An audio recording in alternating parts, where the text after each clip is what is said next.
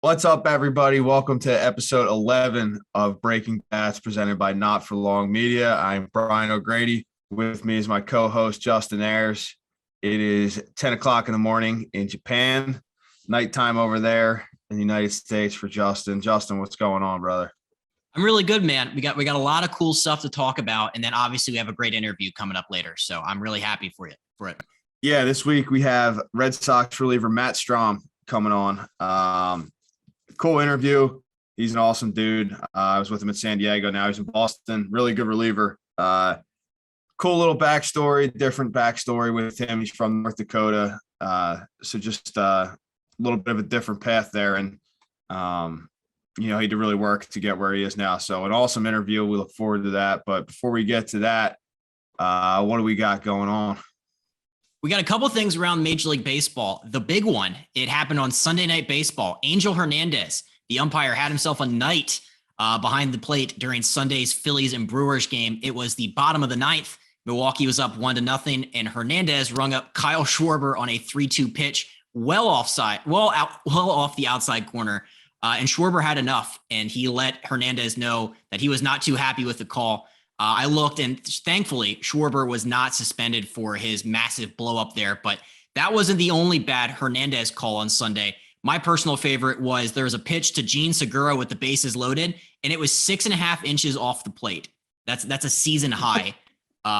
So Hernandez missed 19 calls. 6 batters were rung up on third strikes that were outside the zone.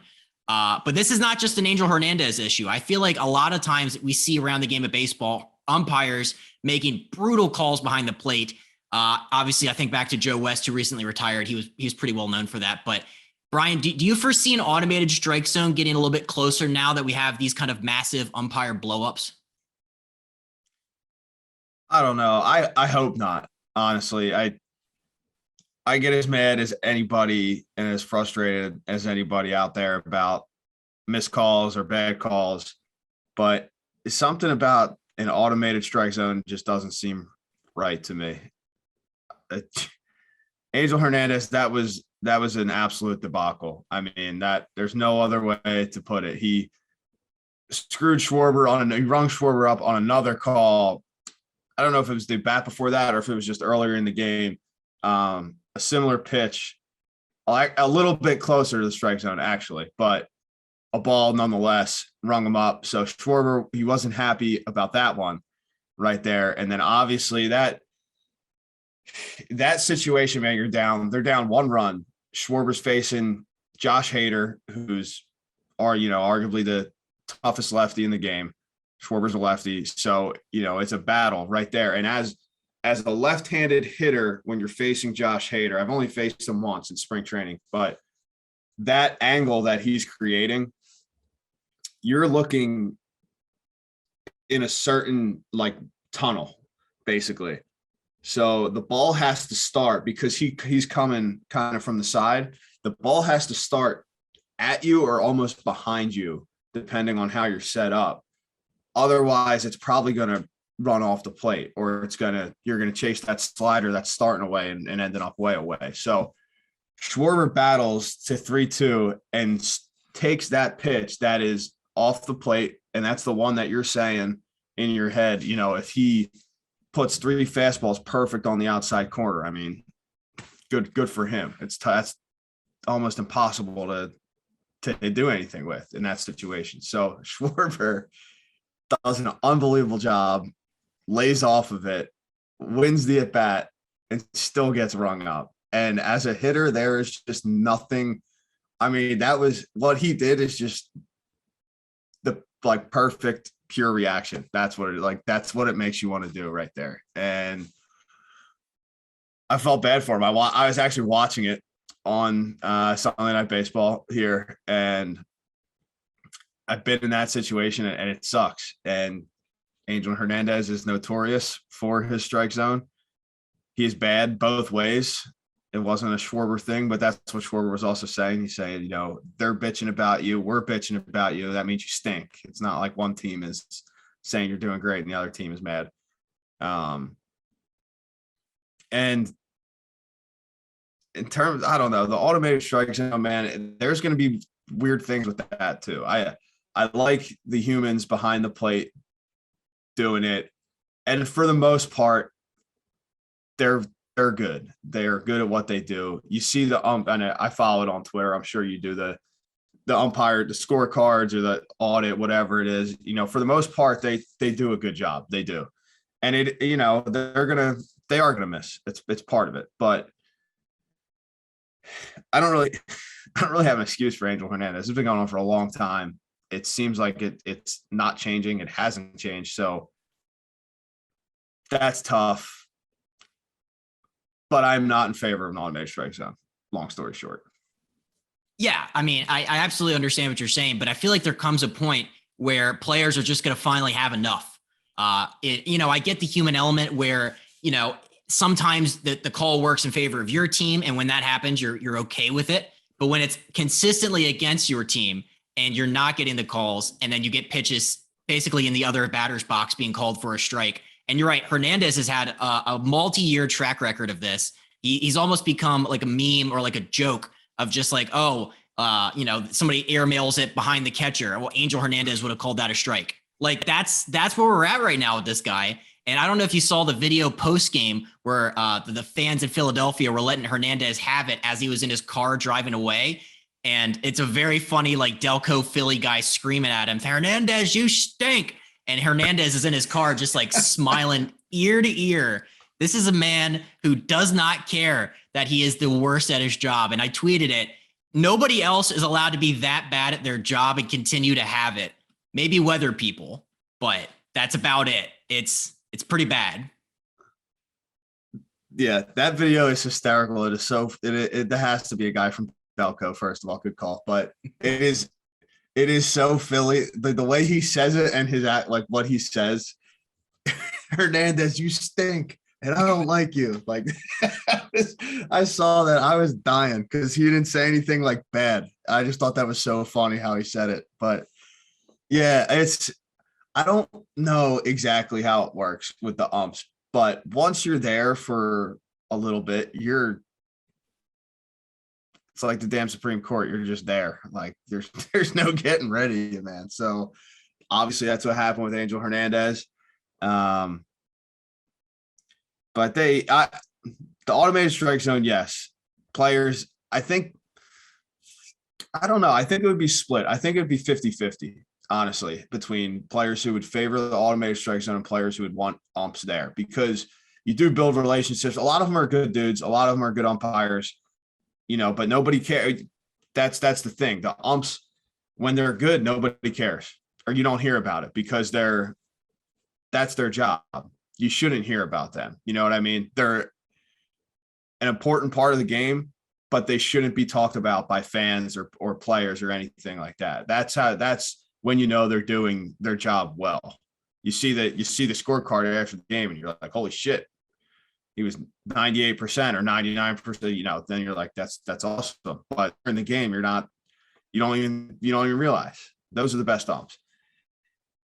The automated strike zone, I guess the best argument would be the consistency. And that's the biggest thing that hitters will tell you. They just want it to be consistent. If you're going to call off the plate a little more and we have to adjust that, okay. If you're going to keep doing that, and then that it is what it is. If you're not giving the other stuff, then we can handle that.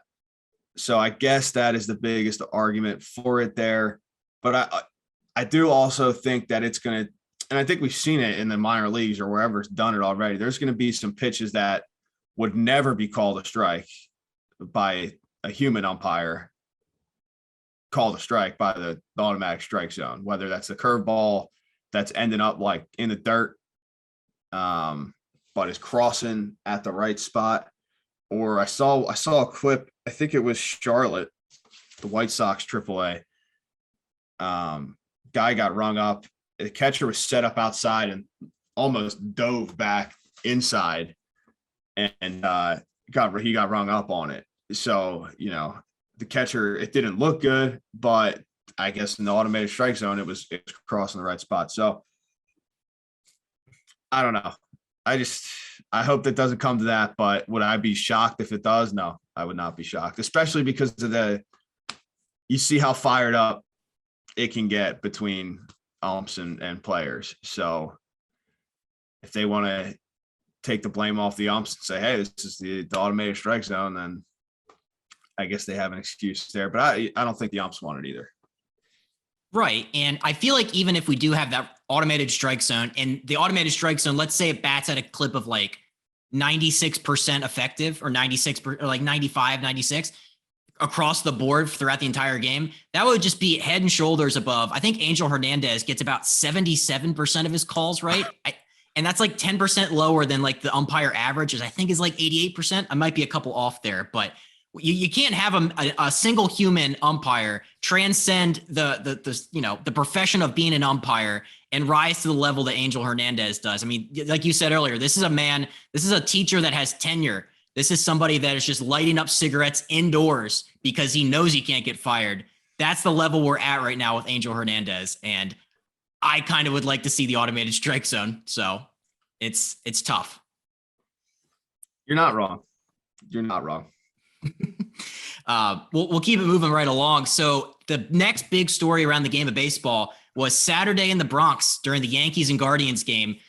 So just to kind of tee it up here, the Guardians outfielder Steven Kwan, if you didn't see it already, ran into the wall, actually got hurt pretty good on the play. The Yankees ended up tying the game on that play where Kwan ran into the wall. Yankees fans in the stands, they started taunting him, mocking his injury. Then Guardians outfielder Miguel Strahm had enough, and he Spider-Man climbed the wall and got in the face of the Bronx faithful, and he started screaming back at them.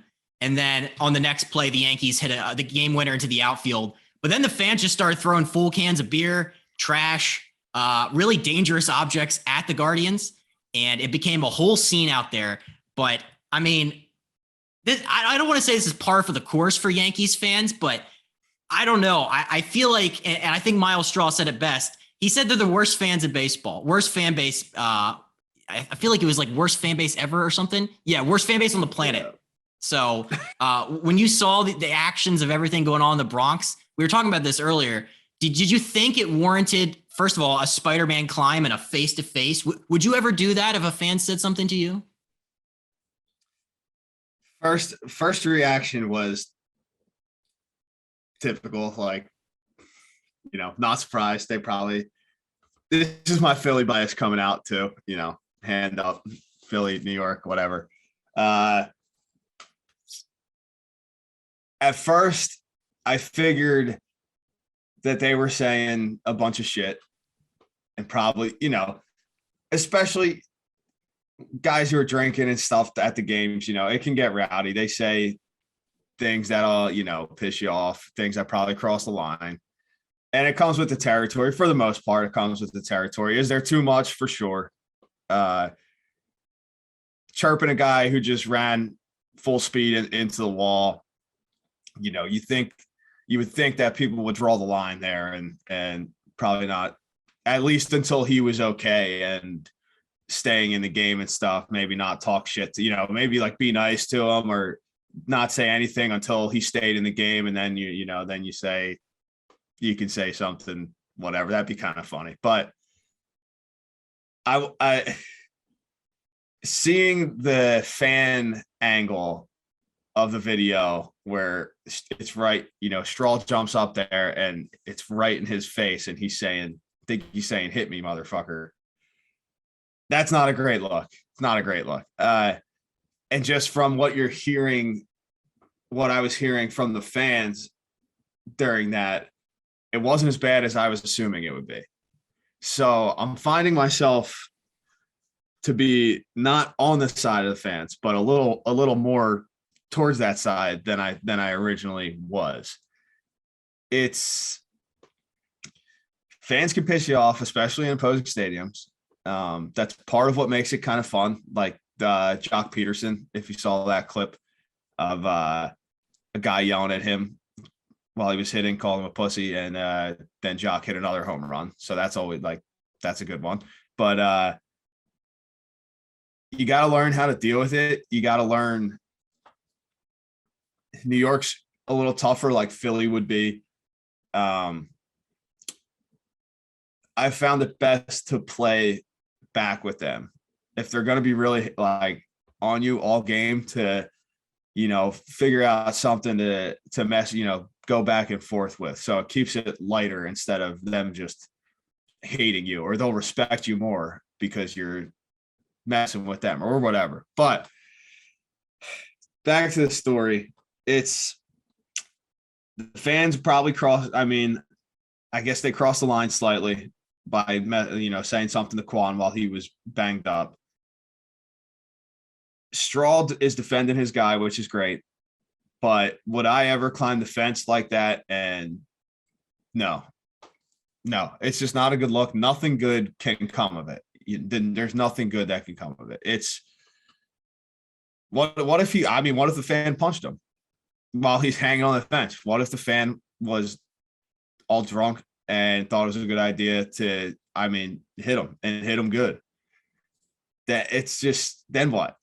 It's not, that fan's gone for life, sure, but what do you, as the player, what do you get? You're not getting anything out of that. What if he knocked him out like that? There's just so much that can go wrong. I understand heat of the moment being mad, but you have to, and I get as mad as anybody, so I get it, but you have to keep your cool. You have to understand the situation and just remember that they're the fans watching you play, and you're the one out there playing. I think that's very well said. And you're right. I did find a transcript from that alternate angle where the fan had the phone right up and it was around and it was hearing what everybody was saying. I looked at the transcript and it was like, you're going to get it, Mercado, stay down, Quan, get mad. Come on, tough guy. Like, I hear that and I'm like, yeah, you probably shouldn't mock the guy that just I think Quan busted his face open or something. He got hit pretty good with that wall. But yeah, for Strahm to do that, I was assuming it would be way more. The guy did do the pussy symbol in his face. So I think that, that should hold a little water in court for action reaction. If we're going to be honest, I hadn't seen that in a while. I know in Boston, it's a lot of middle fingers. That was a new one for me. But yeah, I kind of fall in line with you there. But yeah, but whenever you see a headline, it's like Yankees fans do this. It's like, yeah, you know what? That's expected.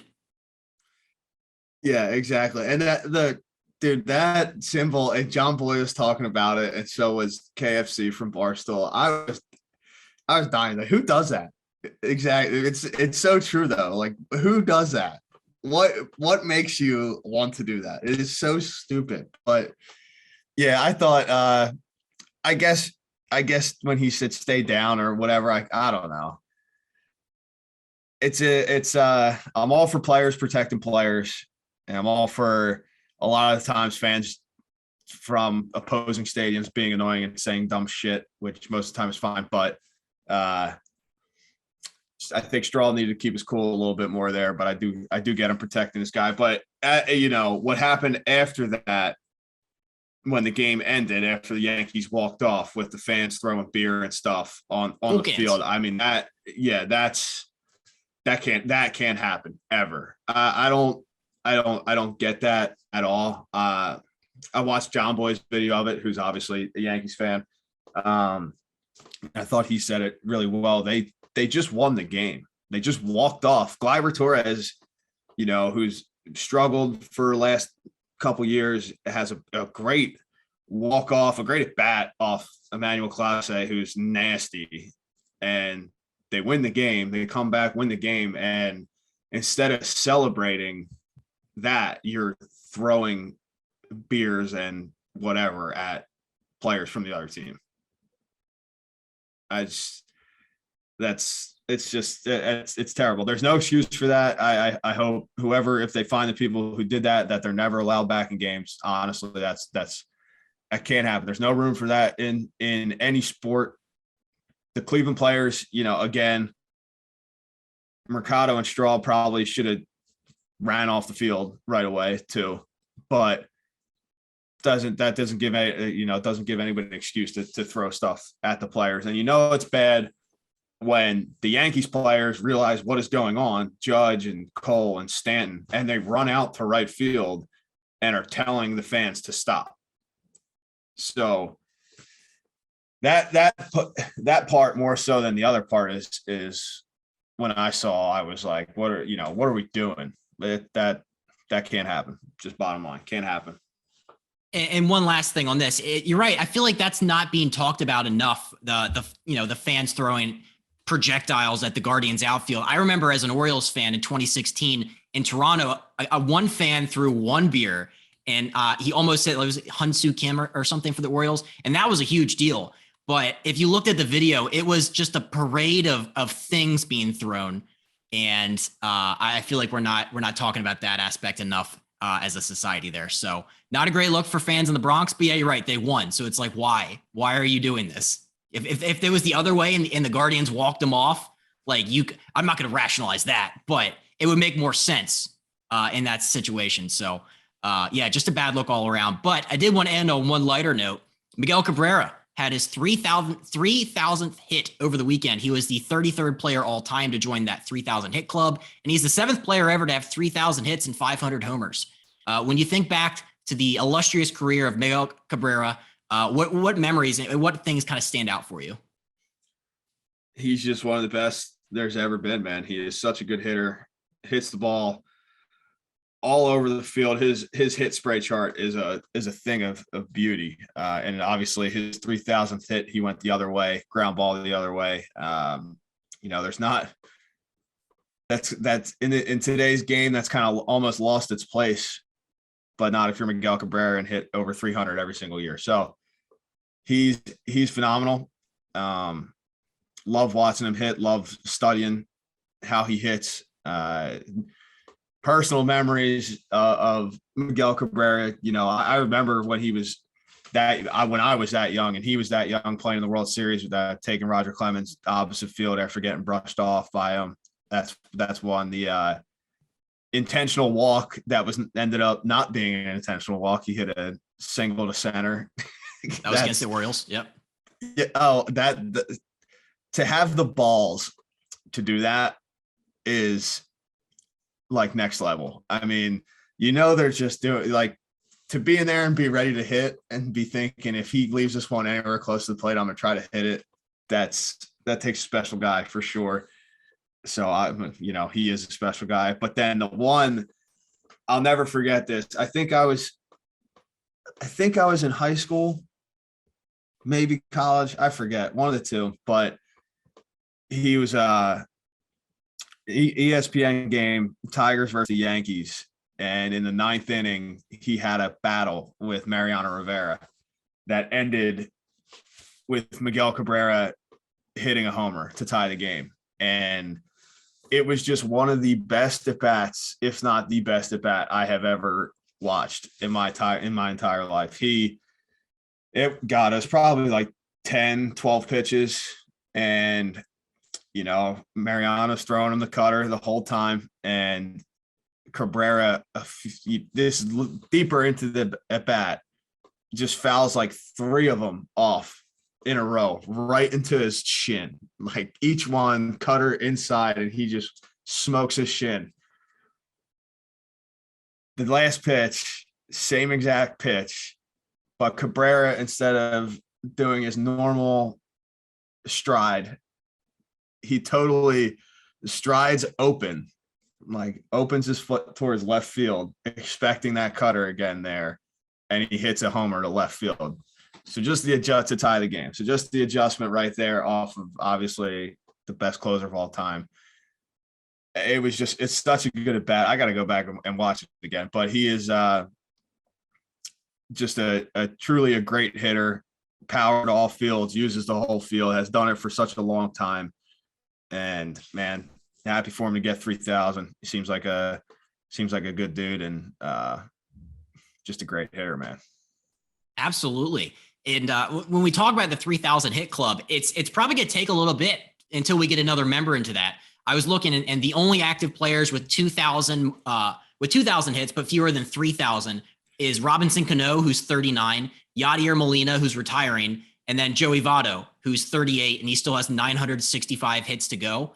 It's going to, I don't know, man. So I guess the question here would be, maybe some of these young stars in the game, maybe a Juan Soto. Do you think any of these young guys are going to be able to eclipse 3,000? I think I saw a tweet. I think it was John Morosi tweeted that Manny might have the best shot to do it out of everybody from the numbers standpoint. I think he's got over 1,500 right now, and he's 28 and he's 29. So, but I know you're talking when you say like Soto. I'm not putting anything past Juan Soto. I mean, he is as good as a hitter as there is. I know you're a big fan of his. He walks so much that maybe could take away from him getting a couple hits, but he was definitely up there young enough to do it. So he's got time on his side. There's a lot of great players who didn't get 3,000 hits. So it's a huge accomplishment. I mean, if you get 200 hits in a season, that's an unbelievable season. So 3,000 is 200 hits for what, 15 at least 15 years, something like that. I'm not great at math, but it's around 10 years would be 2,000, so something like that. And I don't know how many guys are getting 200 hits for that many years straight. So you either got to play for 20 years and mix in some close to 200s, but not 200s. And that means you're healthy. There's just so much that goes into it. So you're right. It could be a while before we see somebody else get to 3,000. Yeah, people forget just like how long Miguel Cabrera has been playing. You're right. 2003 is when he broke into the league. It's just insane.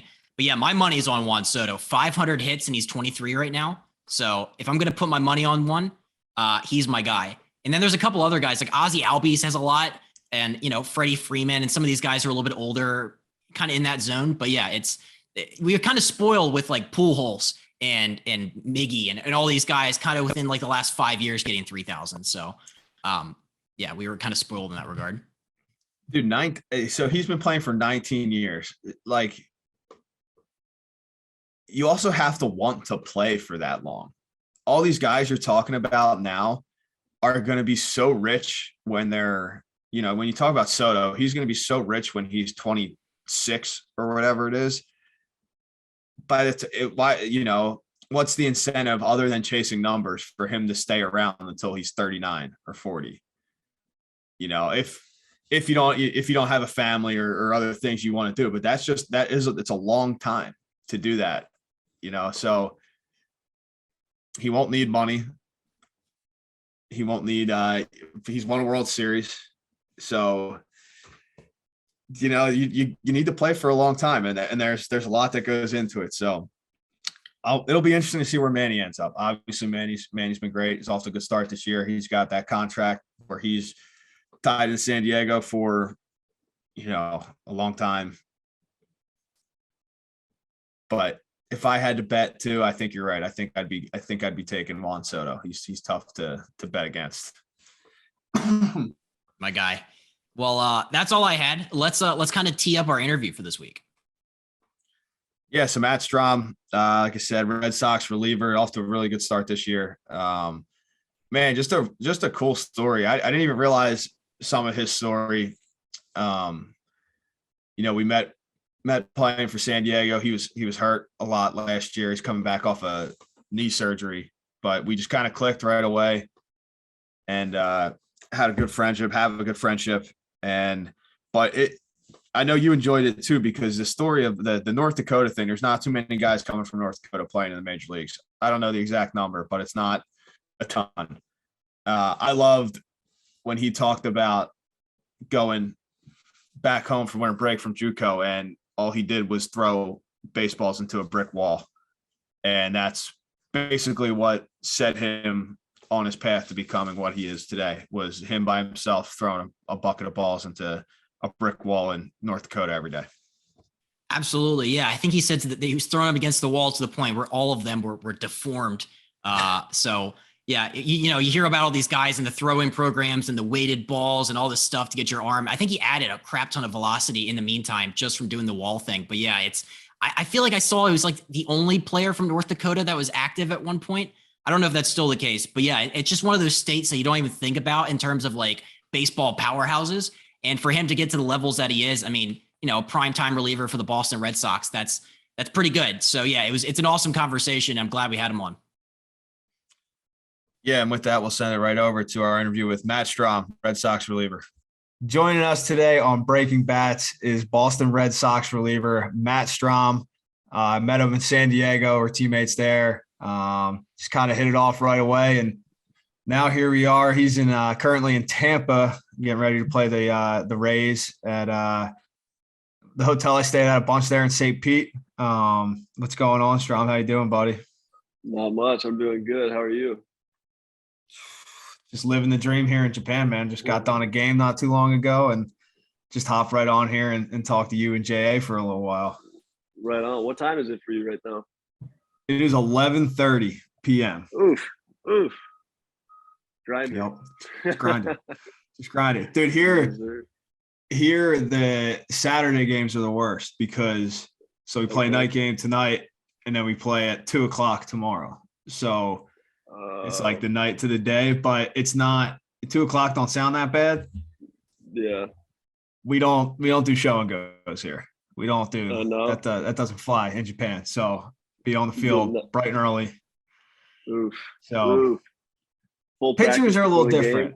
Yeah. Probably a little BP.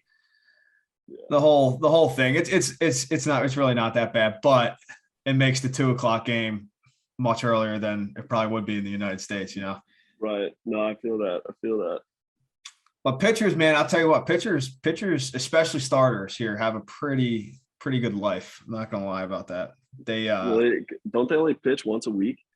Yeah, dude, they pitch. We only play 6 games max a week, so okay.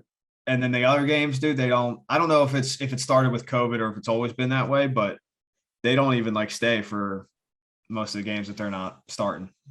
They dip after 2 innings. Yeah, so jeez, it's not too bad for them. But dude, no, not at all. I was cracking up because I was trying to remember how we kind of met in spring training, and I think it was in the training room because you were still banged up with your knee. Yeah, probably. I've been banged up. It feels like for the last 2 years. So probably that's where 60% of my teammates have met me, unfortunately. But I just remember talking to you and then talking to Timmy Hill and thinking, yeah, I like these dudes. Dude, Timmy is my homie. He's at my house every other day in the off season. He's damn near like a brother. He's an unbelievable dude. Timmy's the best, man. Timmy's a character. He's one of my favorites I've ever met. We gotta get. I didn't even think of that. We gotta get him on here one time, J.A. He's a riot, dude. You do, and he's nasty. Yes, he is. Yes, he is. I was thinking that, but it was cracking me up because then I remembered the team golf outing that me and you didn't play in. So you were just driving me around in the golf cart and we were going all over. But JA, we were with Timmy Hill was driving Keone Kella, who had Kella literally was driving. Kella was driving because he convinced us. He's like, guys, I want to drive because it's just a golf cart on an open field. And he had his wisdom teeth taken out, 3 hours before?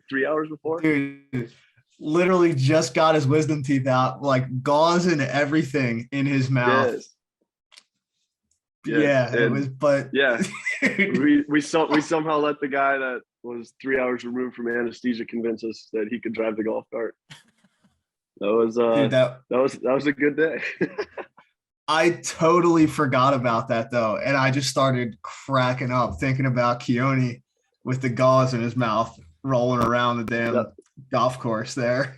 Yes, yeah, because I couldn't play because I was still. You're right, I was still banged up, so I couldn't play. Yeah, and then dude, that was a day on the golf course for sure. That was fun. That was fun stuff. But that no, was funny. Yeah, I was just. Because Key disappeared with that, after he got hurt and stuff. Yeah, just he's I think he's in Texas working out, still with the Padres, right?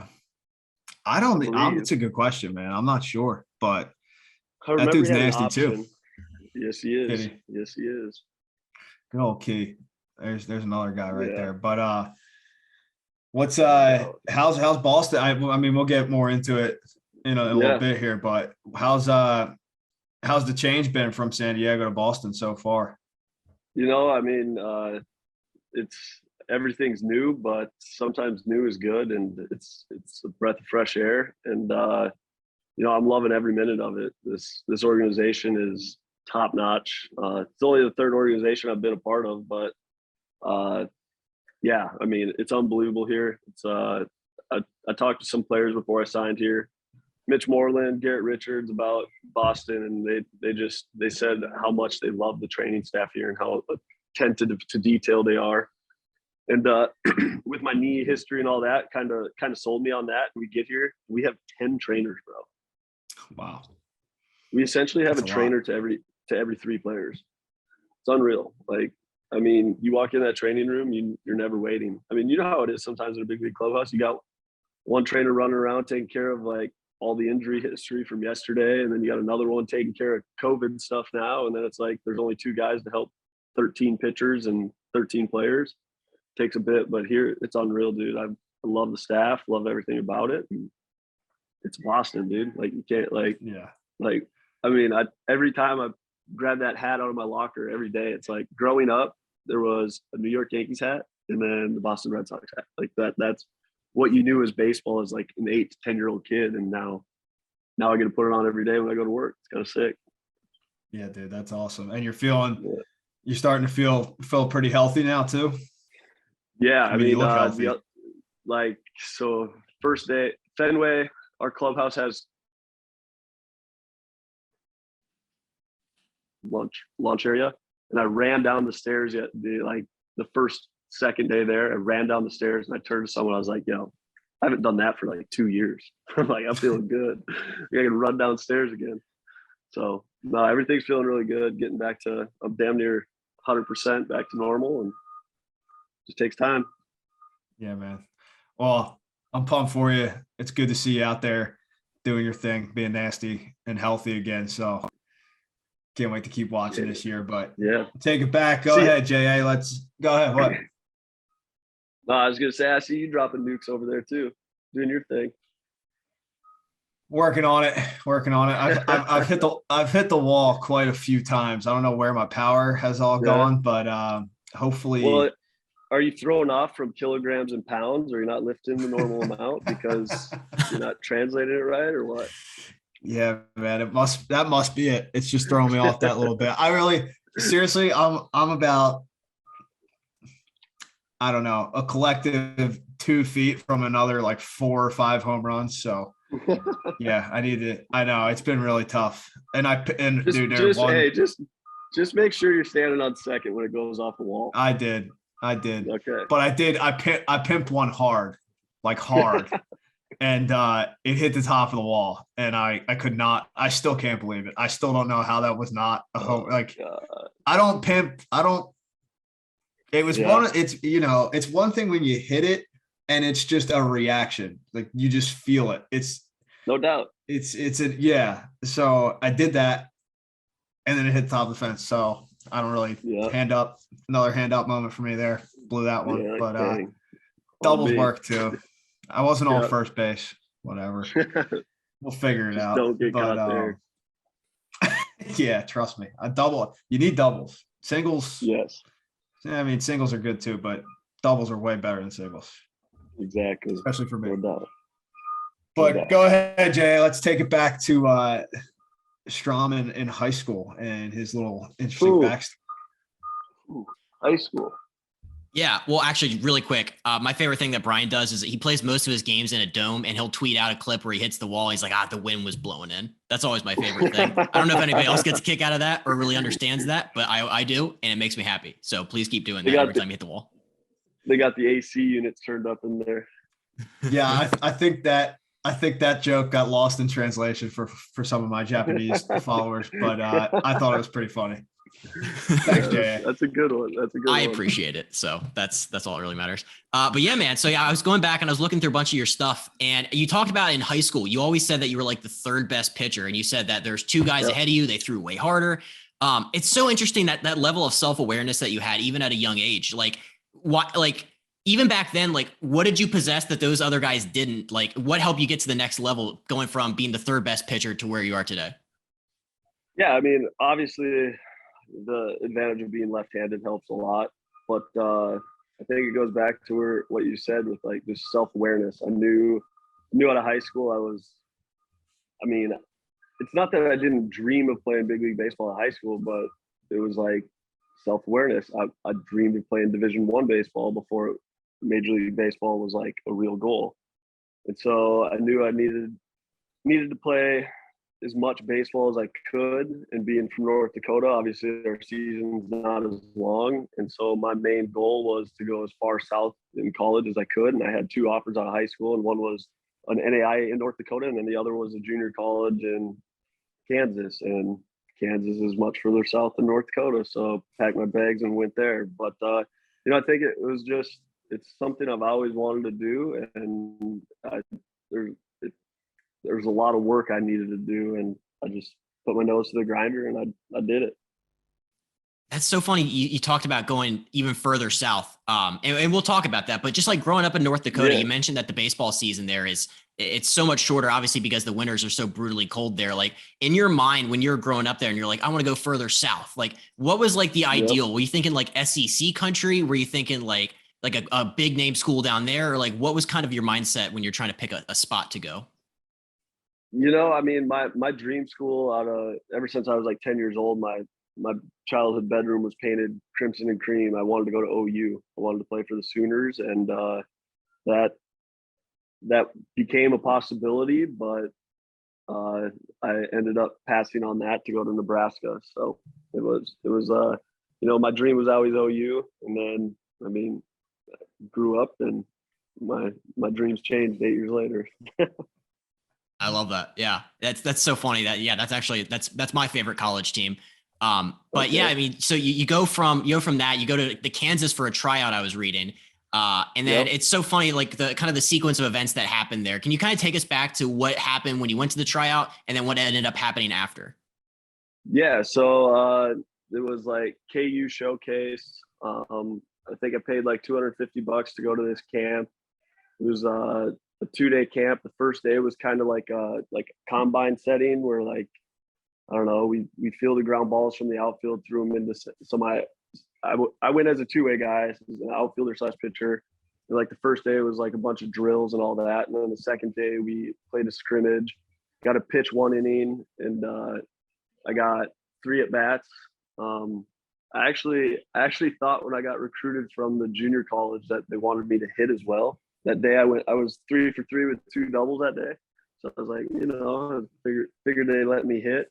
But they liked my arm from the outfield. I hit 83 from the outfield. I was 79 on the bump. So I guess I don't know what they saw, but they saw something and it worked out. But I remember my parents, we packed the car, we drove 10 hours, paid $250, tried out, and I got one college coach talking to me, and that was the coach I ended up playing for. Damn, I would have loved to see that. I'd love to see you swing the bat. I definitely didn't see that. Get to see you. No, you didn't.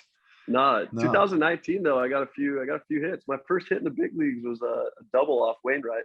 So that was kind of cool. There you go. Yeah. See, you always got that. I mean, like, you know how pitchers always say like, oh, I could swing it, like blah, blah, blah. Like there's so many pitchers that say that. Again, self-awareness. I can't swing it, so I know I'm going to hit a single. Like, I can hit a ball, and we all know how hard it is. I just feel like I got hand-eye coordination to hit a ball. But when I'm in the box, I have no intentions of leaving the yard. So my approach was hit a line drive over the second baseman's head every time. And, it got me a few hits in the big league, so it works. That's all that matters, man. Yeah. That's crazy, though. Was it growing up in North Dakota like that?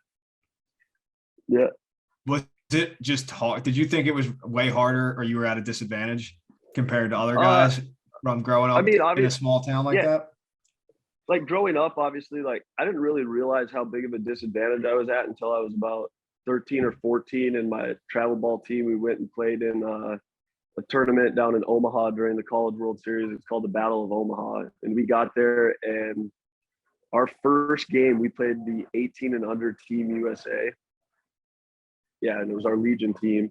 I was 16 years old, and this kid gets on the mound. He's 16 and 96 by me, and I'm like, what the heck is this?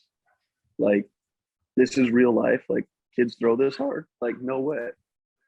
And from that day on, I was like, what I'm doing up here isn't nearly enough compared to what those kids down south are doing. And about that time is when I kind of shifted baseball full time, like year round. Sophomore year of high school, I ended up getting cut from basketball, and then it was full focus on baseball. And I mean, I tried to play as much baseball as I could. It wasn't really game wise, but just like getting in the indoor cages, throwing, all sorts of stuff. But yeah, I guess just because I grew up there, I didn't realize how big of a disadvantage I was until about 14, 15, 16 years old. That's so funny. Yeah, it's West Fargo, not Fargo. So yeah, I found that very interesting. There's pride in that. Really? Is there a big West Fargo rivalry that we're not aware of? Well, so like, yeah, people tend to clump us in with Fargo. They're like, well, you're just West Fargo. It's like, no, we're our own city. We got our own mayor. Like it's our town. Like Fargo's Fargo. There's Fargo North and Fargo South, which is all Fargo. And then you got West Fargo, which we're our own city. So yeah, there's a little rivalry there. Did you kind of like embrace your kind of small town roots, and you're kind of like, you're because I imagine living in North Dakota as long as you did, there has to be, like you're talking about, like a certain level of pride. And I feel this. I'm from a town of like 1,500 people on the Eastern Shore of Maryland. It's like, I love where I'm from. Did you kind of like carry that with you from every stop along the way? Yeah, I mean, I don't want this to sound bad. I wouldn't say like I'm super prideful in the fact of not many people have made it in the big leagues from North Dakota. So like the feat to do it in a state that snows on the ground 7 months a year, like I feel a sense of pride in that. But I mean, the last 5 years I've spent 6 months in San Diego, so it's the other 6 in Arizona. So I've kind of gotten over the cold weather. And but no, I mean, I'm an outdoorsman. I love North Dakota. I go back every year, but I don't see myself living there. That's for sure. They well, one last thing, kind of sticking on this, it was just like when you got drafted by the Royals, they kind of send you to some of these weird far out kind of places like Idaho Falls and Springdale, Arkansas. Like, did you enjoy, like, you're an outdoorsman, like you just said, and you're from a small town to begin with, but did you wish that you had kind of went to a little bit more glamorous locations, or were you kind of like, I'm just happy to be here? Nah, I mean, definitely a sense of like just happy to be here. But Idaho Falls, actually, that league was one of my favorite leagues we played in. Some of those towns are unbelievable. Missoula, Montana is one that sticks out in my head that I loved to visit Missoula. Just the vibe of the town. It's kind of got that college vibe with the small town vibe, and I don't know, it's got the outdoorsy feel too. Like, I mean, there was a river from our hotel that you could float to the clubhouse.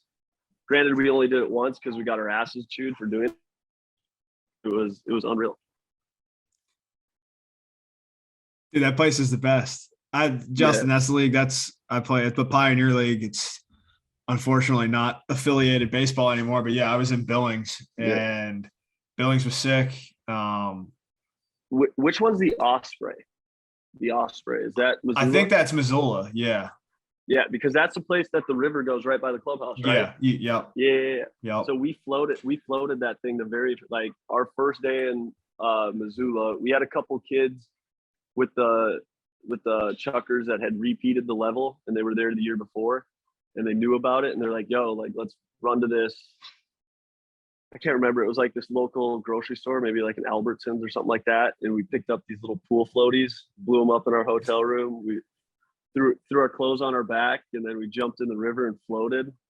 We got there like, I don't know, we made it in time for stretch. It was like 25 minutes before stretch, but we made it. We got our asses chewed by the manager, but it was fun.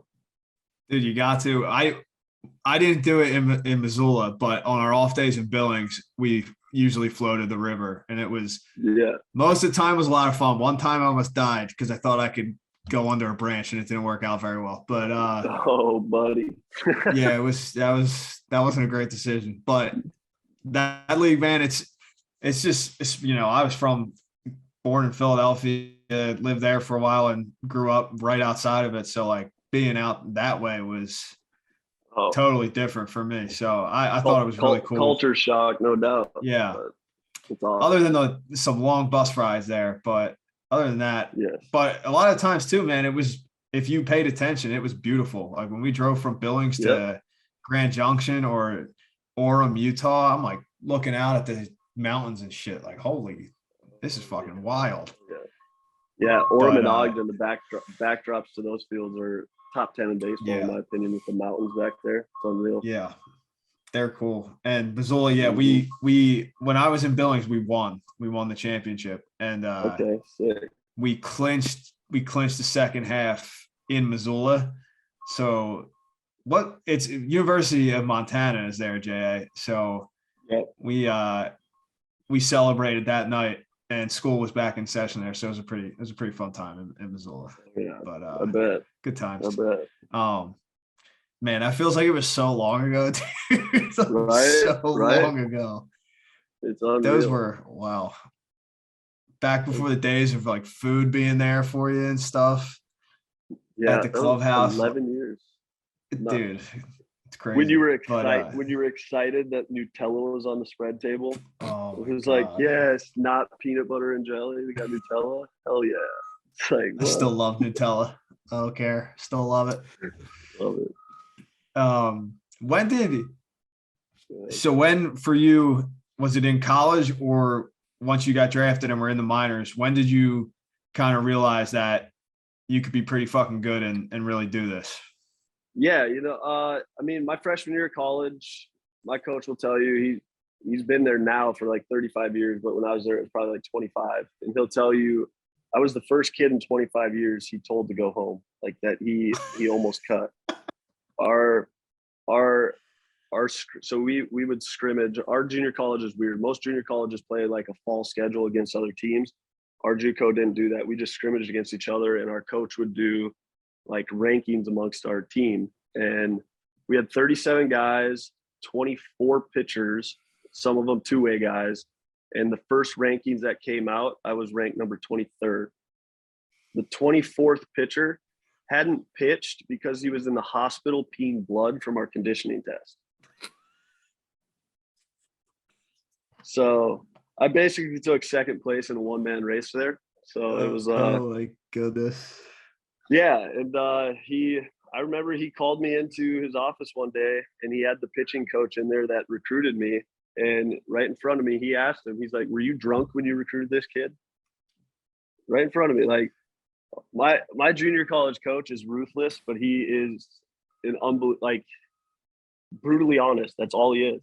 Like, it's all out of love, though. Like, I don't know how to explain it. Like, he's the kind of guy that would chew your ass and get into your shit, and then 3 minutes later, you guys are back to shooting the shit and being friends. Like, he's just got that about him, and that kind of lit a fire under my ass the second week of rankings, and lo and behold, about a month and a half later, I was ranked number 6. And then when we came back from Christmas break, I threw every single day into a brick wall at home inside, and I had this little piece of red tape on this wall at this training facility. They trained soccer, and they had just a space for me to throw, and I threw a bucket of balls. I mean, by the end of Christmas break, all my balls were lopsided like none other, because I'm just throwing them up against a brick wall. And I left school probably throwing like 84, 86. And then I came back and I was 88, 90, would hit 91 my freshman year. And then, from there I kind of knew like, okay, I can maybe get drafted out of here next year. Like 90-mile-an-hour lefty, like that'll play. And then my sophomore year, we have our junior college has a showcase. And again, it was all D1 focus at this time. Like I want to go D1. And in my showcase, I threw my bullpen and I hit 93 in it in a bullpen. So it was like, that was awesome. All of a sudden, I had dang near every D1 school calling, asking, blah, blah, blah, whatever.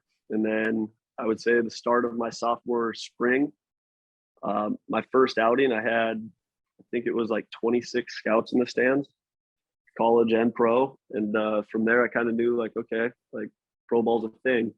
But I didn't really know how successful I could be in the big leagues until I would say after Tommy John in pro ball. When I came back from Tommy John, I would say like my first 2 months post Tommy John, like in games actually. So like a year after Tommy John, I was like 88, 90, just not trusting my elbow. And then my pitching coach sat me down and he said, Strahm, he's like 88 to 90-mile-an-hour lefties grow on trees. Like if you don't start trusting it, they're gonna release you and move on. The 2 days later, I pitched in a game. I hit 97 and I struck out 9 of 10 batters. It like you can ask anyone I played with in the minor leagues, they'll tell you it was like a light switch. Like Strahm goes out for an outing, he's 89, 91. 2 days later, this kid said fuck everything, and I didn't throw a fastball under 95, and I punched out 9 of the 10 batters. The one batter I didn't strike out, I got him 0-2 and hit him with a curveball. Pissed me off. That's awesome. But yeah. That's so you're telling me it started by throwing some balls at a brick wall back in West Fargo, North Dakota. Yeah, just I gained probably 4 to 6 miles an hour that like Christmas break just by playing catch with myself, not having a catch partner. It was unreal. That's fucking awesome. See, but see, what's so cool about that is how many people would make up some fucking excuse about that and not do that. And here you are telling everybody who's listening that basically that's what got you going to where you are now. Yeah. I mean, I've always picked like, I mean, when I showed up freshman year, I picked a lefty that threw harder than me and was better than me. And it's like, I'm going to chase you down. Like, yeah, you're my teammate, but I'm still going to chase you down.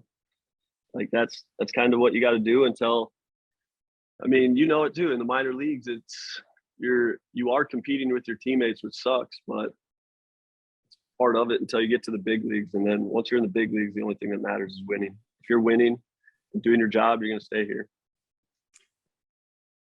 Yeah, that's fascinating. I read a great quote that I wanted to get your take on. It was from Ned Yost back in the day. He said about your pitching style, he said he attacks, he competes. He doesn't look like that he's nervous or he's out of his element. Like that, first of all, what a compliment to receive from the manager of the Royals at the time. Like, has that always kind of just been your mentality though? Yeah, I mean, especially in pro ball. I mean, I was a 21st rounder. So when I got to the big leagues, it was like, I'm playing with house money. And come get it. Here it is. You know, it's yeah. I'm grateful for every day, and competing is something I legitimately live for, and that's, I mean, pitching is especially as a starter. So like, I love the starting aspect of pitching because you get to go out there and compete 100 times. Like every pitch, you get to compete at least for 100 times. I tell AC and Bushy here, I say, my main goal is to do 3 pitches or less every at bat because I want to be able to pitch every night. And with that being said, I'm going to give up 0-2 hits, but it's, I don't know. I'm going to compete every pitch. That's what I do. I love that. I did. Brian, did you have something? No, go for it. Okay. No, it was just like, so when you did get to the big leagues, you know, after you overcome all this adversity, the great comeback that you had, the increased velocity, I read a great story that the first time you pitched at Fenway, you had to come in, you had to face David Ortiz. which Yep. was obviously like the hitter of our generation. Like, what do you remember about that? And just like, were you nervous at all before? I mean, so yeah, there's like two big league at bats. I mean, I always say I black out when I'm out there, and there's two big league at bats I can remember pretty vividly, and that's one of them. And just when the bullpen gates open and you're running into Fenway not wearing the red and navy blue, you're the biggest piece of shit on earth in that stadium. And I remember just the boos raining down, and like I live for that shit. Like I love that. And if I remember right, when I came into the game, I think we were down like 4 or 5. So like really bases loaded, down 5. Like, yeah, there's pressure, but it's like, yo, down 5, what's the difference? Fucking down 5 or down 7? Like, here we go. I'm just gonna throw it down the middle as hard as I can and see if I can blow it by Big Poppy. And I did not blow it by him, but I did get a double play. It was like 109 off the bat or something, and it was a 6-3 double play. So worked to my advantage. That's a win right there, dude. Double play. Yeah, Man. You don't got to tell anybody how hard he hit it. I wouldn't Hey have done. man, David Ortiz has lifetime 0 batting average against me. The shit was There hard you as go. hell, but it's a 0. That's why you got fielders out there, bro. Who cares? Yeah. You just tell everybody you broke his bat. Yeah. Broke his bat in half, double play. And it was still 109, broke his bat. that dude hit balls so hard. Yeah, but I don't like, some guys act like they have never been, not starstruck, but there's just certain dudes when you see them when you first get in the big leagues, or even if you've been in the big leagues for a little bit and you just see them and you're just kind of like, holy fuck, it's Big Poppy. Or you look in there and you're getting ready to throw to Big Poppy. You're like, it's Big Poppy. Yep. You know, like, no, that was Joe Mauer for me growing up as a Twins fan and watching him. Like, that's the other at bat I remember pretty vividly. So Joe Mauer, quick little background story of him. He's a Minnesota high school baseball legend. He played 4 years of varsity baseball in high school. He struck out 1 time, and it was a foul tick into the catcher's mitt. in 4 years, of college, he struck out 1 time, or high school, sorry. And so I struck him out looking, and that's like the biggest feather in my cap that I take, because his discipline. But if you go back and look at it, it was ball 4 and a 3-2 count. He got rung up on a ball off the plate. So hey, same thing, man. You don't listen. The ump said strike, so that's all them. Trust me, I'd have about 1,000 more walks and less strikeouts in my career if I got to pick if it was ball or strike each time I looked at it. But here we are, and I don't get to do that, unfortunately. Yeah, exactly. That's awesome, though, dude. Yeah, dude. Mauer was a football stud too, wasn't he? He wasn't just a baseball stud. I'm pretty sure he was like a top quarterback or something. Yep, I think he was committed to Florida State. He was a top football recruit. So yeah, he's a freak athlete for sure. So you got to run out of Fenway back then, and now you've gotten to do it so far this year. What's it been like so far playing? I've been to Fenway. We played at Fenway, but it was the COVID year, so I didn't. Nobody was there. It was still sick to be there, no matter what. But what's it like being on the Red Sox playing in Fenway? That, man. So like, obviously, just had the home stand. Only spent a week there, but those 7 games, dude, like the atmosphere in Fenway is like, it's unmatched. I mean, we played a Thursday day game yesterday, and in the 9th inning, we got the tying run on 3rd, and you got 27,000 people on their feet on a Thursday afternoon game. Like, how many other places does that happen? It's not many. You can't explain it. And then, I mean, every day coming out of our dugout and just seeing the monster, it's like, damn, this is the field I always used to play on in MVP 2005 or whatever it was. It's like, it's surreal. It's surreal. There's not words to explain it, dude. Like, I don't know. It's unreal. I think if I got to pick a team to play for, I think I'd pick Boston. I really do. I think that would be the squad. I mean, it's Sorry, unreal. Philly. You definitely know I ain't picking the Yankees because I got to cut my hair. It's So just got to be Boston. Got to be Boston. I love that. Speaking of the Yankees, though, I watched the Sunday night baseball game where you guys were playing them, and on the broadcast, they highlighted the fact that like you pitch off either side of the rubber, depending on like the hitter and the situation. That's fascinating to me. Like, have you always done it like that? And then they mentioned the fact that you might run into problems with like the different landing areas, like pitching off either side. Has that ever been a problem for you? So I started doing it in 2019. 2019 or the beginning of 20. Yeah, it was 2019. Started doing it in 2019. I've always been a reverse splits guy. Lefties have hit me better than righties, and I've always only pitched on the third base side. And Darren Balsley brought it up to me. He's like, hey, let's just try over here. He's like, it's a better angle against the lefty. You're kind of starting behind them. And, I had pitching coaches in the past that always wanted me to pitch from that first base side. And I had tried it, but then I struggled against righties a lot. And then just coming to learn about like angles and like just pitching with angles and stuff. I've learned when I'm on the third base side to a righty, everything starts in zone to out of zone. So everything out of my hand kind of like gets them in swing mode right away.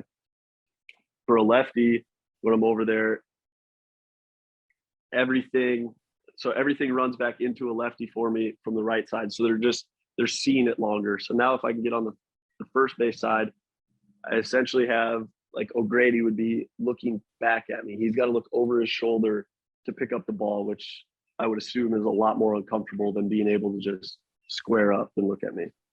So it was just all about creating the angle.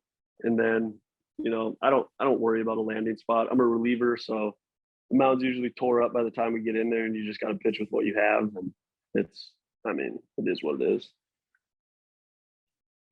no, that's the truth, dude. Because then, yeah, I mean, I either got to look over my shoulder like big time, or I have to adjust my angle, which could throw me off totally too. Because you're so Right. it's like Sale, or I can't think, maybe Hader. I can't think of other guys off the top of my head, but Sale's coming at you so far that way. Like, you have to, if you want any chance against him, you're gonna have to change your angle too. And did you adjust, ever face Timmy? Did you ever have to face Timmy in inter squad? Dude, we talked about this. It was so long ago. I haven't. So Timmy Hill is, I don't even know if you know who he is, but he's lefty, like almost submarine, and he throws like 91 from down there. He fucking throws that shit. And he's been up to lanky, 90. He's been up to 96 from there. 90. Well, that's a joke. Anyway. I mean, usually it's like 92. He'll usually 92. like 92, but like when he's feeling froggy, it's like a 94, 95, and it can't be comfortable, dude. It just can't. Dude, he's long and lanky and just whippy with that thing. And I faced back to the Pioneer League. I was feeling pretty good in the Pioneer League short season, and Timmy and Strahm came up together through the Royal system too. So we're playing Idaho Falls in Billings, who was the Royals teams, and I've been hitting pretty well. And this dude, they bring in this lefty, like fucking submarine sidearm guy, and in my head, I'm like, I don't give a shit, whatever, let's go.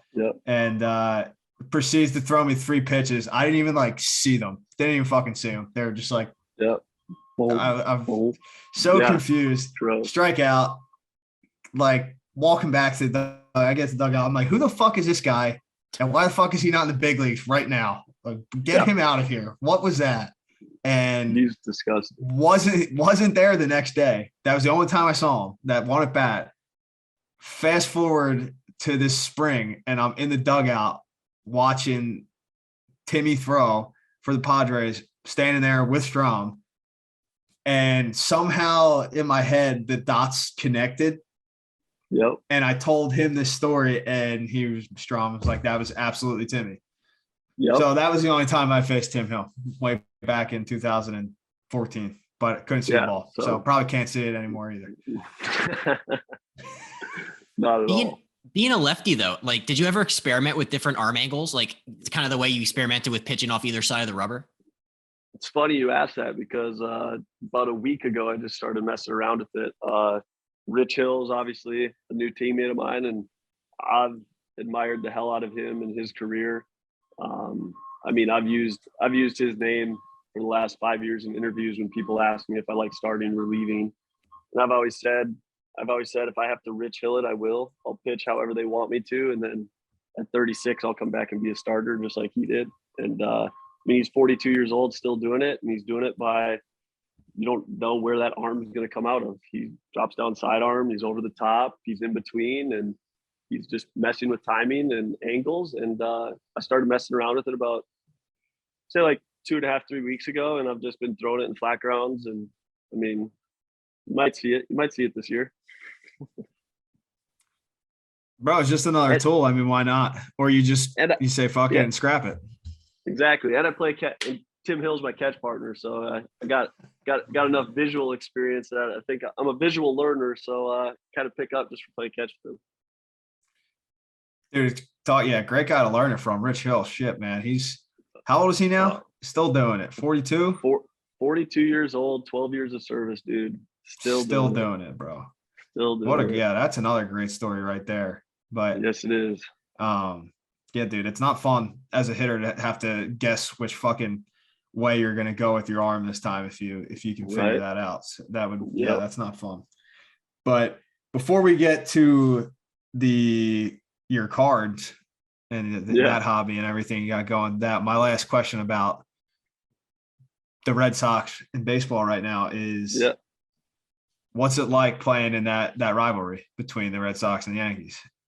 Yeah, I mean, dude, opening day in Yankee Stadium. That had to be insane, dude. I'm getting goosebumps just talking about it, but yeah, I mean, that was an unreal experience. I cannot wait to experience Red Sox Yankees in Fenway. I mean, just watching that wild card last year, that was unbelievable. From my living room, so I can only imagine what it's going to be like sitting in the bullpen. But I mean, when you think of sports, I mean, at least when I think of sports, I can't think of a much bigger rivalry than Red Sox Yankees. And again, it's surreal to put that hat on every day and get to be a part of it. So it's awesome, dude. I don't have words for it, because unless you experience it, you don't. I mean, you take it for granted, to be honest. Like, sometimes it's just like, oh, I got to go to work. Oh, no, dude, I got to go to work as a Boston Red Sox. It's pretty sick. No doubt. That's fucking awesome. Yeah, I mean, that's the best rivalry in sports, bar none. But yeah, Brian brought it up. Like, so your hobby of collecting sports cards, it's fascinating. The hobby's obviously exploded in popularity recently. Like, when did you start to get into them? And then, like, what would you recommend for novice guys such as myself that are looking to break into the hobby? Yeah, I mean, so as a kid growing up, I mean, most of my collecting was like the Topps full sets and stuff. And I was big into just grabbing out all the Twins cards, and then I would trade off all my other cards for anyone that would have any cool Minnesota Twins cards that I wanted. I'd go to like the local card shops and buy like the North Dakota guys like Erstad, Rick Helling, Travis Hafner, stuff like that. And then I would say like by the time I was like 11, 12 years old, I kind of got into Pokemon, like all of us did there for a little bit, and kind of got away from sports cards. And then went to college, didn't really get into it. And then in pro ball, I don't know, I regret it tremendously, but I didn't want to be the guy that was collecting his teammates in minor leagues. So I never really got back into it. And then in 2018, my brother, who is the biggest entrepreneur you'll ever meet on anything. Like, I mean, this kid was flipping free couches in high school on Craigslist. So like, he does anything. And he was ripping these boxes, and he was living with me in the off season. And one day coming home from practice, I stopped at Target and I grabbed a few of the boxes, and like the second one I opened, I hit a Tatis /99 rookie card. And from that day I've been hooked. And like, I call myself a pack rat. I mean, I'm not into like buying the thousands and thousands of dollar cards and having them. I like the boxes and the thrill of opening the boxes and seeing what you have in them. And I mean, that's kind of what I do. But for collectors, I mean, it all depends. Like, so many people are looking at the hobby now as like an investment side, which is cool and fine, whatever. But that's not what the hobby is to me. The hobby to me is just like collect who you want. For me, it's my teammates. So Grady knows, like, I get cards of my teammates and have them sign them. And a little fun collection I do. I collect a rookie card of everyone who's ever taken me deep in the big leagues. So that's kind of my one fun collection I do. But otherwise, I'm just a pack rat and my teammates. So, but collecting, the advice I have for if you want to collect what you like. Like, don't get caught up in someone telling you, well, that one's not worth anything because it's from this set. Like, it doesn't matter. If you like the card, to me, like, that's all that matters. And like, just collect what you like. That's fascinating. You brought up the monetary part of it because I have a bunch of friends that are into it that kind of look at it almost as if it's like, you're right, just like a long-term investment. Like, oh, you don't want that one. It's not good. It's like, you got to get the prospects and blah, blah, blah. Like, so you said to not do it like that. You just collect what I'm personally into. Yeah, it's not to do it like that. I don't think there's any wrong way to like be in this hobby. It's just like, I don't know, like, I mean, I know when I'm done with baseball, like I do somewhat enjoy working out. I hate lifting legs. So when I'm done with baseball, I will never do a leg lift ever. Like, I just won't. But I mean, when it comes to card collecting, I don't like spending 5 figures on a card. It turns my stomach. Like, I hate that. So I just would never do that. But there's no wrong way to do it. You gotta come to terms with what you want to get out of it. I want to have baseball cards, to me, are stories. So I want to have a box of cards, and no disrespect O'Grady, but it's like, if in 30 years, if an O'Grady card isn't worth shit, it's worth something to me because he was a teammate. And like, I'll have 2 or 3 signed cards of O'Grady in my personal collection that tell a story. Like, that's what it is to me, is cards tell stories, and that's how I collect them. I think an O'Grady card. Yeah. I don't personally have one yet, but I'm hoping to get one here soon. The eBay market for O'Grady cards is actually pretty lucrative right now, which hey, I know. And some really cool ones of his actually are his Sapphire rookie cards. I think you were 2017 rookie, maybe, or 18 rookie, O'Grady. You remember your rookie card? Might have been. I debuted in 19. Yeah, 19. So yeah, it might have been 19. Okay. I've opened so many cards over the last 3 years that like they've all just meshed together. I know I have a few O'Grady's, the old Tampa Bay Rays uniform. Yep. Some good ones. But no, Sapphire cards are like my favorite cards. The Sapphire editions. You also said that you like the shiny ones too, like was it the Topps Chrome edition? Like that. Yeah, I mean, I'm right there with you. Those things are sick. Yeah, Topps Chrome is like my favorite. I would call it like, I don't want to say it's like the simple set, I guess. But then Topps Sapphire is kind of like the higher end version of Topps Chrome.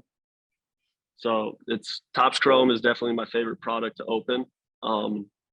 The home of the rookie autograph. It's all on-card autographs. On-card autographs are my favorite. I personally don't like sticker autographs. I see these people opening $2,000 hobby boxes of basketball, and they're guaranteed 2 autos and they're stickers. And it's like, I'm not paying $2,000 for a sticker auto. I'm just sorry. I'm not.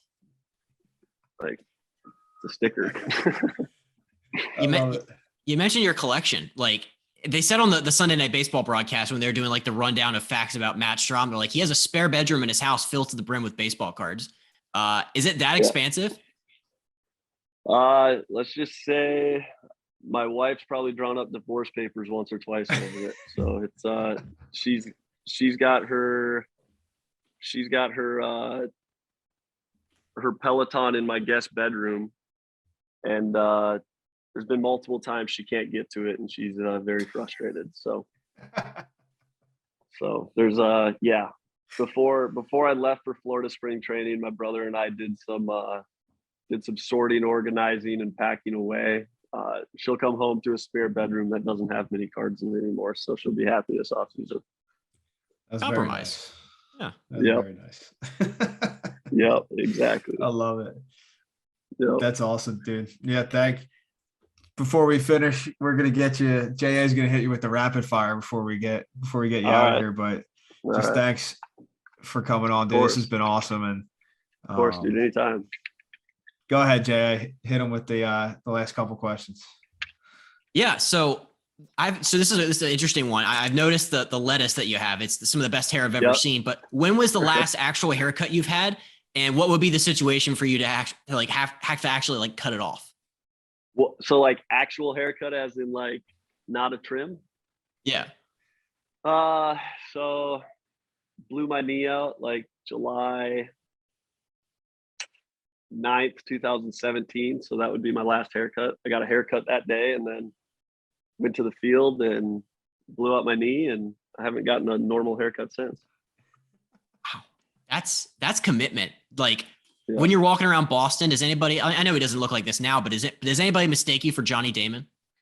No, I actually haven't gotten that one. I mean, I'm getting tagged on Twitter all the time with people comparing me to other people. It's like, it's unreal, but, in Boston, it's been chilly. So I've had the fortunate to, roll to the ballpark with a hood on every day. So no one really, the lettuce is hidden on the way to the field. You could always throw some sunglasses on and try to be PFT commenter. They could try that. Yeah. We can maybe give it a whirl one day. Yeah, why not? So you mentioned this earlier, but you said that you keep a rookie card from everybody that's taken you deep, hitting a home run off you. Like, that's fascinating to me. Like, how do you like get over like the bad memories associated with, because I'm sure pitchers, that's got to be the worst thing ever, giving up a home run. But like, how are you able to get over that and then able to collect the people that did it? I mean, my paychecks are a lot smaller than the ones that guys get paid to hit. So it's pretty easy to put my head on the pillow after it. I mean, again, I kind of, I don't know, it's baseball. It's going to happen.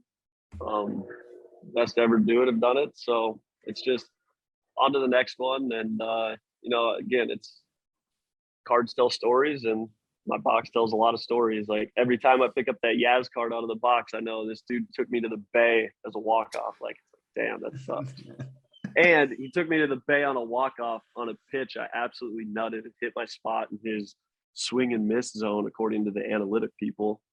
And I remember walking in after the club after that game, going over to the analytic people and throwing his spray chart on the table and being like, swing and miss, huh? Fucking threw it down on the table. It's like absolutely nutted, 94 up and in, and he turned on it. Yep. It's baseball, dude. You can swing and miss 100 times, and then that 101st one's a grand slam with 4 ribbies. Like it's baseball. Wow. Yeah, that's funny. So going back to North Dakota for a second, though, I've never been there. I don't know a ton about it, but like people that live there, obviously going back to like the winters and how cold they are, how cold does it have to be outside before somebody from North Dakota will admit it's cold outside? I mean, so it's funny because like the first couple months of winter, they're like, oh, it's not bad. But then it's like all of a sudden they get like a glimpse of good weather. And like, I would say this happened to them about 3 weeks ago. They got like a glimpse of good weather where it was like 55 degrees for like 3 days. And then all of a sudden they got 12 inches of snow. And it's like, okay, like, so I would say it's not necessarily a temperature. It's a tipping point. It's like after about, I don't know, 105 days of winter, everyone's over it. And then it's just like, everything's cold. This is miserable. Why do we live here? All sorts of stuff. And then you're there for the summer and you're like, damn, this is why I live here. Like, this is awesome. And then Halloween rolls around, you got snow on the ground, and it's do it all over again. Mm-hmm. It's stay inside until summer. Yeah. Yeah. I mean, when you go outside and you take a breath in and it feels like you just put a piece of spearmint in and then drank ice water, then you admit it's cold. I'd say that's a pretty good threshold. Yeah. I just had a couple more for you. So you got to play with our guy, Eric Hosmer. I might be the new like de facto president of the Eric Hosmer fan club. Like, just how awesome was it to play with him? And was there any cool interactions stand out with him? I mean, yeah, he's unbelievable teammate. This is actually my first big league season. Him and I haven't been teammates. So He's Crazy. yeah, gonna miss that dude. But I mean, I don't have like one particular thing, but just the respect that he gets, and it's not like he doesn't demand it by any means. He's earned every ounce of respect he has, and you just see the charisma he carries himself with, and when he walks into a clubhouse, like he's the guy, and like you can't put. I mean, no team can figure out what chemistry quantifies as, and Hosmer brings an unbelievable amount of chemistry to any clubhouse he walks into. And I think that is a characteristic that, not many people have at all. And he's unreal. He's an unbelievable teammate. Like I think that's the best compliment you can have as a player, is that you're the best teammate. And he's one of the best teammates I've ever had. It's the best. Yeah. I loved our conversation with him a couple weeks ago. All right. Last one for you. What's the best piece of advice you've ever received? So something I live by. Pedro Gafal was our bench coach in Kansas City. And I was struggling a little bit in 17. And he came up to me and he goes, "Matt, you're a fast pitcher." I was like, "I'm a what?" He goes, "Yeah, you're a fast pitcher. You're either going to get out of the inning fast or we're going to take you out fast. So just attack." And I was like, all right, I love that. Like, you're a fast pitcher. I was like, I've never heard that. And I kind of love it. And that's my mentality now, is just go out there, attack. It's going to happen quick. And that's what it is. That's hilarious. Yeah. That's I like, he caught me off guard. I was like, a fast pitcher. Like I was like thinking to myself, because this was my rookie year, I was like, I throw like 94, 95, but like, that's not fast. Like, what do you mean I'm a fast pitcher? Like, what? And yeah, so that would be that. That's great. Dude, thank you so much for coming on here with us. It's been so much fun just to catch up and man, hear all about the North Dakota stuff. That's great, man. That was I love the brick wall thing. I think that's awesome. Oh yeah. Dude, looking forward to watching you pitch the rest of this year, and I'll be rooting for the Sox. And man, just keep in touch. Hopefully we'll get back on here a little bit. Thank you, dude. Yes, sir. Yes, sir. Will do. Best of luck to you as well.